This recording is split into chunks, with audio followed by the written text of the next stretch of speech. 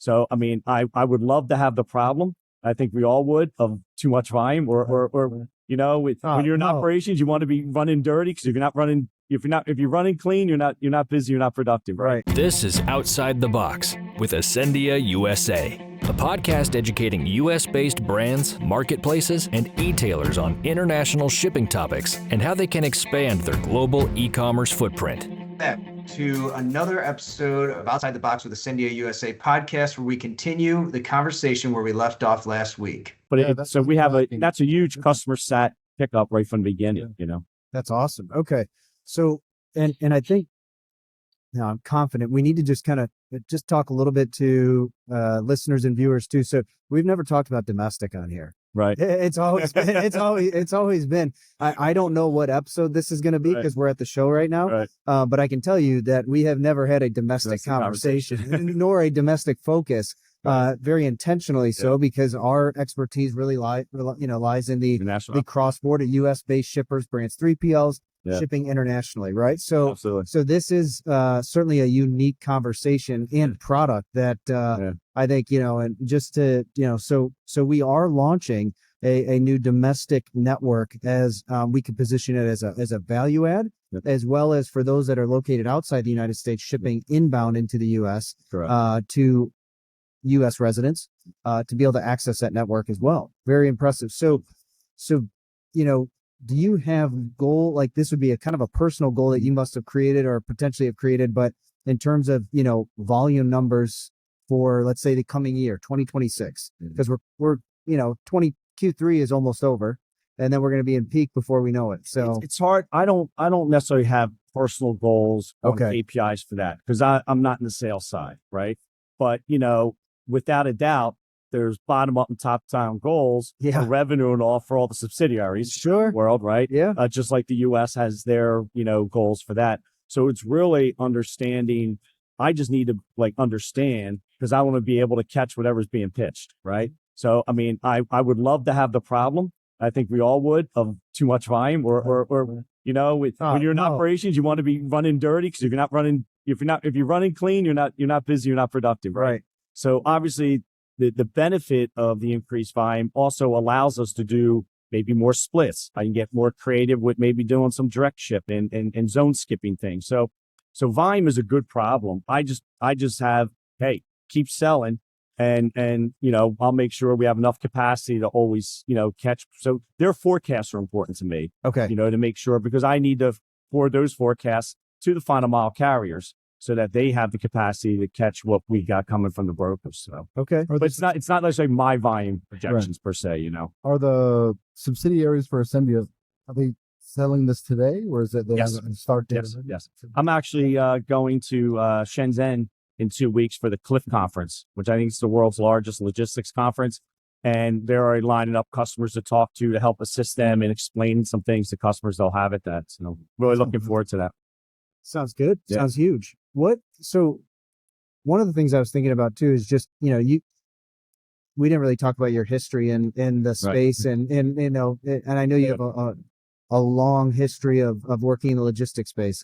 But have you run into any challenges, first mile, middle mile? Like, what has been some of the more uphill things that you've run into trying to create this network? I think the biggest challenge is just making sure all the technology flows. I think, in the onboarding has been pretty smooth. Our team's good. It's only been taking about 2 weeks to get a carrier up and going for the most part. But with any integration, you have some that have taken longer, and, trying to get the technology of tracking the work because there's something there. But for the most part, in all the years, there's just so many carriers out there right now, and it really is a shipper's market right now for the first time since pre-COVID. The capacity's there, and people are looking to fill their networks.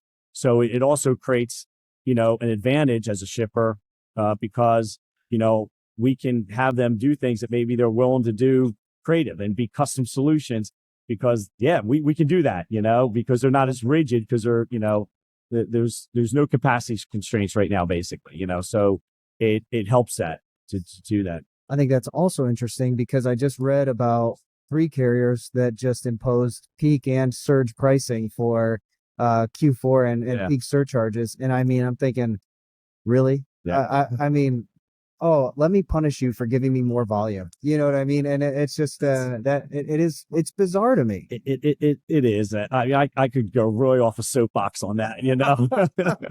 I mean, especially when you've had carriers that in the past, I'll try to keep the names out of it, that were larger regionals, right? Yeah. Not the small, but the larger ones who like established. I mean, I've been diversifying since 2008. I caught the bug to diversify away from UPS and FedEx. And I've been doing that ever since. And I've always had 8 to 12 carriers I've used at any one time. Wow. There's some buildings you can only use one carrier, but you know, if there's a startup out of California, I can only use them in Cal. So it wouldn't be like 8 to 10 carriers out of every building, but it's, you know, based off my total network. But you know, what's been disappointing is some of those original regionals I used made sure they differentiated themselves from UPS and FedEx. We are not them. You know, we're going to give you a service better than them. We're going to do this. We have 3 accessorials, not 337 accessorials or whatever. But now those companies are all like, are walking and talking like UPS and FedEx. It's like, it's disappointing because you lost why we gave you volume and why us as shippers liked it, you know? But now you get the newer ones coming around. Now they're more the gig companies, the DSP companies. They're very simplified pricing and getting away from that. And we don't have peak surcharges with them. Love that. Yeah. Perfect. Great. So for this week here at Postal Forum, obviously you came here to join us today, and we're really thankful. But what else brings you to a forum like this? What are some things you expect to achieve? It's really making some face-to-face connections with people I may have just met and I've talked to, you know, so we have meetings set up with those carriers. It's also, even though we got it up and running, I'm still always looking, okay, what am I doing next year? How can I improve this? If we go into other gateways, how can I tap into a carrier from that gateway? So I'm trying to make also those connections for future expansion. So it has a lot to do with that. Yeah. Getting better and more efficient. Absolutely. Okay. So, Gerry, is there anything that you want to leave with the viewers and listeners before we cap it off? I just exciting time, I think, to be in logistics. I think what's going on. I think even regardless of all the de minimis stuff, I mean, we were able to handle that with no problem. I mean, so you were a T86, now you're a T11. You know, there might be more payments and duties and taxes, whether the shippers, the merchants eating it or passing it on, but it was seamless in that end. I mean, if they're doing postal injection, that's where the bump in the road is right now. Yep. But we're not a postal injection. We're coming into our network, which is not postal. So there's no bump in the road coming in with that. You know, so I think that's what we know as we look at the solution. Okay. And our broker, our legacy broker, is also one of 7 certified to do the postal injection. So we don't have to run and switch out brokers. We've already got that lined up. We've had our SOP calls. So that's all in the works right now. So that'll work. So that they can change what they want. It's going to change again probably, but it really doesn't affect how we'll get the packages to the customer. Love it. All right. Well, everybody, you heard it and you saw it first. Gerry's developing the best domestic network in the United States right now. So come 2026, let's get engaged. We could talk domestic and see what we come up with. So thanks so much guys. For joining, Gerry. Thank you. Thanks for having me. Yeah. Share, subscribe, and download our podcast. To learn more about today's topic or for a free consultation, email us at ecommerce.usa@asendia.com. Come back for more insightful discussions on e-commerce shipping to Canada, Mexico, and worldwide.